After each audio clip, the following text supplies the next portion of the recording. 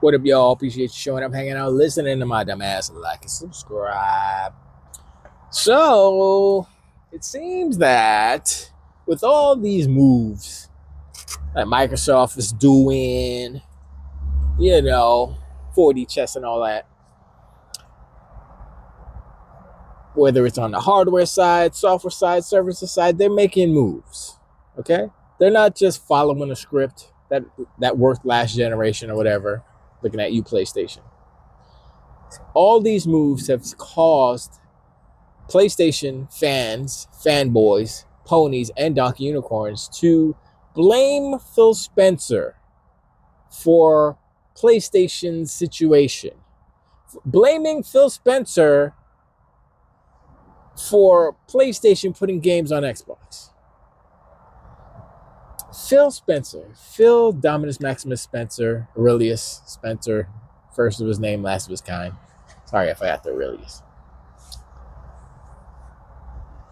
I've always said he's gangster. I've never always said he's gangster, but I've seen him turn into this gangster, pimpalicious type of figure. Slapping, I guess he got the chalk off his hand the first time when Crap Gamer tried to step up and say some smack, and he said, "Smack, get your ass out of here." See, that's him right there. And I was like, okay, cool. So basically, Phil Spencer and Xbox and Microsoft has forced PlayStation and Sony to bend the knee against all their better judgment, against everything that they hold dear. Exclusivity, console sales, all these things plummeted. They're falling down and they cannot recover. Like when Jim Ryan said, if they buy ABK, we can't recover. They were on a collision course with the side of a mountain far before that. And Jim Ryan was right. They couldn't recover, but it wasn't because they bought ABK. It's because of everything else. And when they bought ABK, that like put the last nail in the last shovel of dirt on top of the grave. That's what that did, because they were already on that collision course. PlayStation was. And I'm looking at, I'm like, okay, dang, like how is it that Microsoft, Xbox, they're doing so many different things that are antithetical to what traditional console fans are used to. Now, the thing about that is the video game console industry, the video game industry is not that old, if you will. I mean, it's raining. It's not whatchamacallit. It's not that old. It's fairly, I wouldn't say young, but it's not, I mean, what is it, 50, 70, 30, just 50 years? 50, you could say 50 years, probably 50 to 60 years. That's how old it is. That's not that old. I mean, Nintendo's 100 and something years old. They're older. Sega is, how old is Sega? I think Sega came around in the 50s, I believe. I think Sega stands for Service Games, if you didn't know. Service, SEGA. That's where they get the name from, Sega. And I believe they were making deck cards just like Nintendo was back in the day. So that's how they started off. But when you think about how video games came up as bespoke hardware with bespoke software, with a captive audience, with a specific, you know what I mean? It's been that way for so long. I mean, the formats have changed and the technology has changed, but that business model has remained up until after actually, I guess I'm going to say it. Xbox kind of changed the game. When they came out with the OG Xbox, right? What did they do? They use off-the-shelf parts, which is the first step in the actual change in the industry. Xbox has always done that. They've always kind of used, I mean, they're making bespoke, semi-bespoke chips with AMD. AMD is the manufacturer, obviously. So AMD they're making they're making all the hardware basically. So for PlayStation and Xbox. So once PlayStation moved to AMD, just like Xbox was, that was it. That was kind of the seal, not the last coffin, not the last nail in the coffin, but it was the seal that closed and cemented the foreverness of not having bespoke hardware anymore. Because PlayStation tried that with the PS3. They tried to have a bespoke hardware with a crazy architecture. It was supposed to be real powerful, but the devs were like, "Yeah, no, we not. This is hard." And it's always been that way with PlayStation up until the PlayStation 4. It's always been that bespoke, difficult, and that's why the Saturn kind of failed, because it was harder than the PlayStation. But the PlayStation wasn't easy, but it was harder and it was less powerful. There was a whole bunch of issues, right? So that's always been a an issue for the devs, and the devs are always they have PCs to make these things, so they're always gonna start on PC. So if you can make a PC game and easily port it to a console, then it's easier for the devs, easier for the business, all these things. So I think that the consoles unifying in the type of architecture that they use, i.e., AMD chipset, even though they're a little different here. PlayStation has their little thing, Xbox, they're still AMD chips based off of AMD silicon, and it's easier to port from PC to that because AMD to AMD, whatever.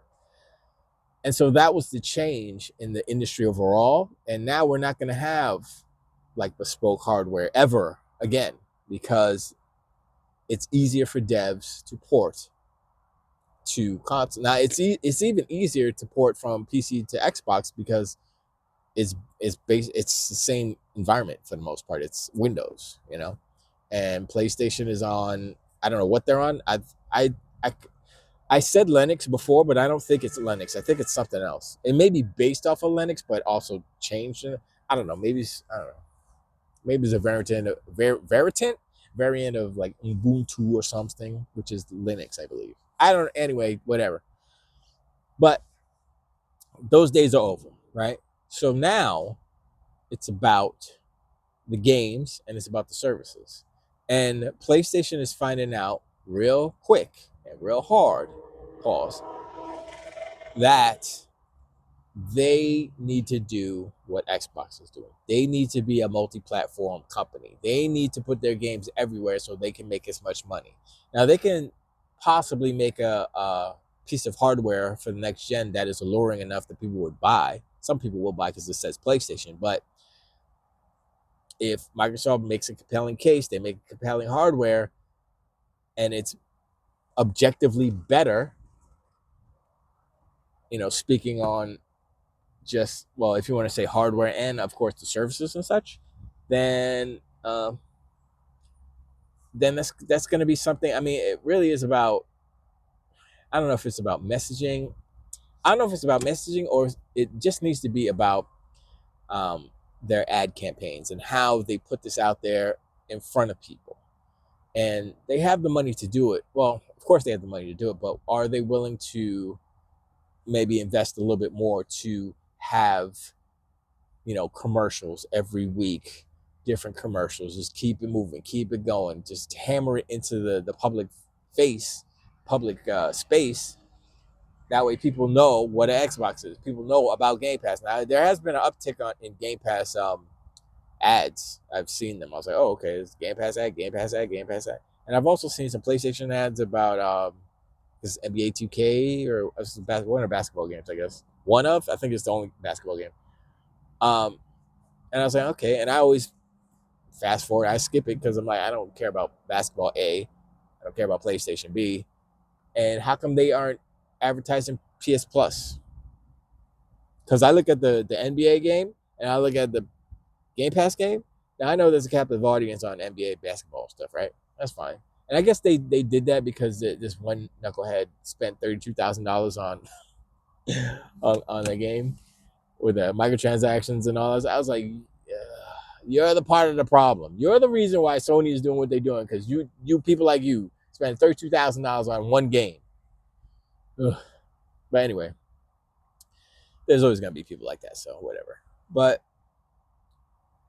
the industry is changing, and it's been a long time since it has changed. Like I said, the technology's changed, so it changes the paradigm of like how games are made or represented or presented.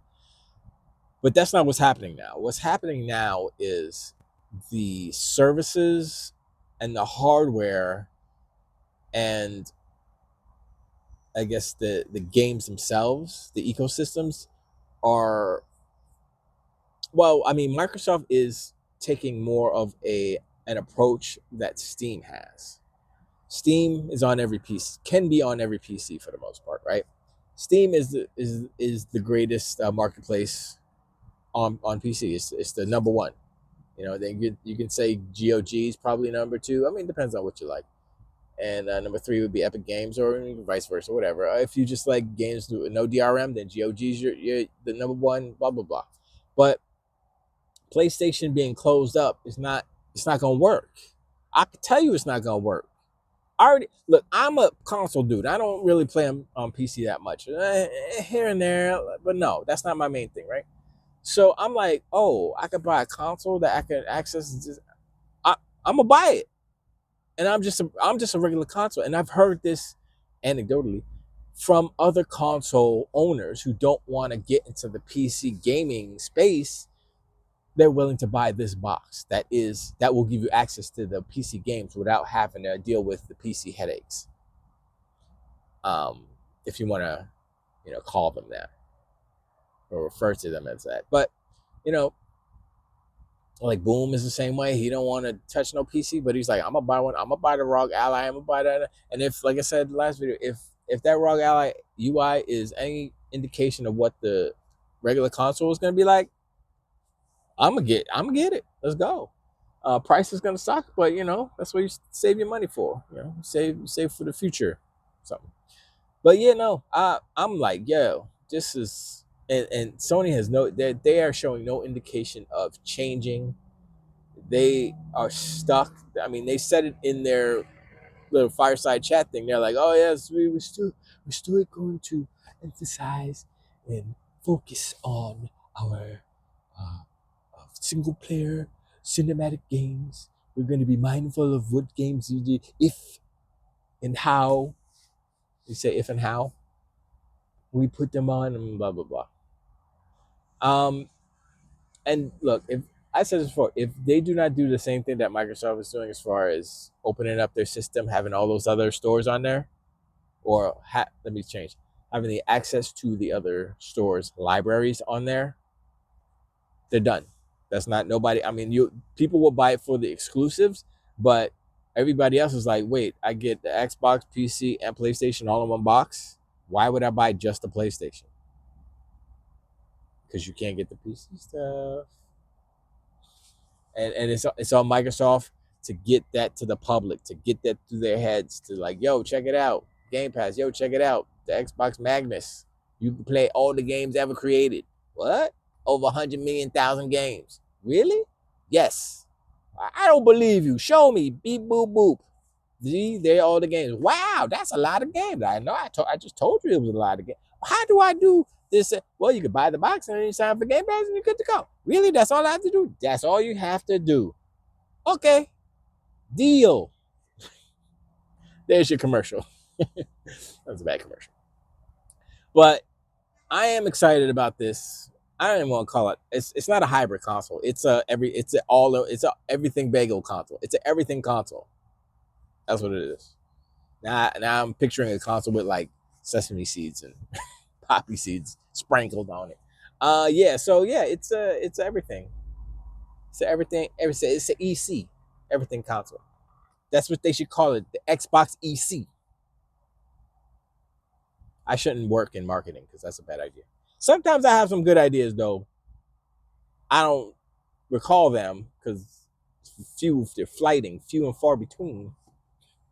But yeah, that's gonna be good. It's gonna be.